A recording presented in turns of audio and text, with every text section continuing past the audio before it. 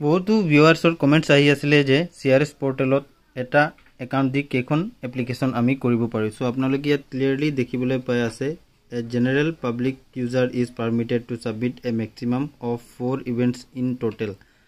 ঠিক আছে, সো আপোনালোকে এখন একাউণ্ট দি নিজৰ ফ্যামিলি মেম্বাৰৰ যদি হয় তেনেহলে 4খন আপোনালোকে এপ্লাই কৰিব পাৰিব আৰু লগতে আপোনালোকে এপ্লাই কৰা যি এপ্লিকেশ্যন কিনি আছে সেইখিনি আপোনালোকে ইয়াত শো কৰিব পাৰিব। ঠিক আছে, ইয়াত আপোনালোকে দেখিব পাব সেলফ ৰিপোৰ্ট এপ্লিকেশ্যন অপচনত আপোনালোকে দেখিবলৈ পাব বা যদি আপোনালোকে হাফ ফিল আপ কৰি সেভ কৰিছে তেনেহলে ড্ৰাফট এপ্লিকেশ্যনত সেইখিনি সিলেক্ট হ'ব। যদি ৰিজেক্ট হৈছে ৰিজেক্ট এপ্লিকেশ্যনত আপোনালোকৰ যি এপ্লিকেশ্যন খিনি আছে তাত আপোনালোকে দেখিবলৈ পাব আৰু যদি আপোনালোকৰ এপ্ৰুভ হয় তেনেহলে আপোনালোকে ইমেইলৰ যোগেদিও ডাউনলোড কৰিব পাৰিব। ৰেজিষ্টাৰ্ড ইমেইলত PDF ফাইল ৰিসিভ হৈ যাব আৰু ইয়াতো আপোনালোকে দেখিবলৈ পাব এপ্লিকেশ্যন নাম্বাৰ সাৰ্চ কৰিলে আপোনালোকে পাই যাব ইয়াত। ঠিক আছে।